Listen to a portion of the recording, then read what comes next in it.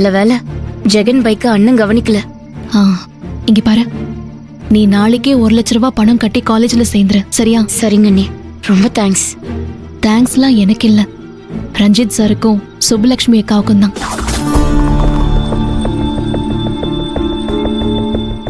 டேய் படா. அண்ணி, அத்தையும் செந்திலும் வராங்க.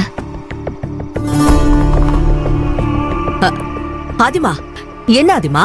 அகல்யாவும் ஜெகனும் இந்த நேரத்துக்கு வந்துட்டு போறாங்க. எதுக்கு வந்தாங்க? அவங்களோட காலேஜ் செமஸ்டர் ஃபீஸ நான் கட்டுறேன்னு சொல்லிருந்தேன்ல, அந்த பணத்தை வாங்கிட்டு போக தான் வந்தாங்க. என்ன ஆதிமா அப்படி சொல்ற? 1 லட்ச ரூபாய் பணத்தை ரெடி பண்ணிட்டியா? எப்படி ரெடி பண்ண ஆதிமா? எப்படி ரெடி பண்ண? இருங்கம்மா இருங்க, எதுக்கு இப்ப பதறீங்க?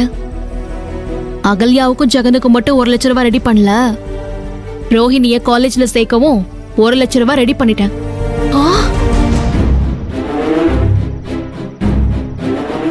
ஏன் ஆதிமா, இது மருமகனுக்கு தெரியுமா? தெரியாது, உள்ளதா இருக்காரு, போய் சொல்லுங்க போங்க. என்ன பாக்குறீங்க? இந்த விஷயத்தை மட்டும் நீங்க அவர்கிட்ட சொன்னீங்க, இதுதான் நீங்க இந்த வீட்ல இருக்கிற கடைசி நாளா இருக்கும், பாத்துக்கோங்க.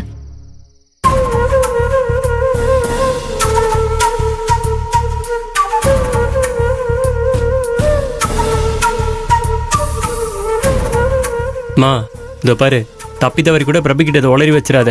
அப்புறம் நம்ம நடுத்தரில் பிச்சை தான் எடுக்கணும். நான் ஏன்டா பிச்சை எடுக்கிறேன்?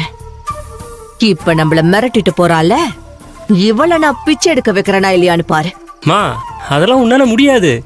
இப்ப எதுக்கு வீணா ஜம்பா அடிச்சிட்டு இருக்க? டேய், ஏன்டா என்னால முடியாது? நீ பாத்துக்கிட்டே இருடா.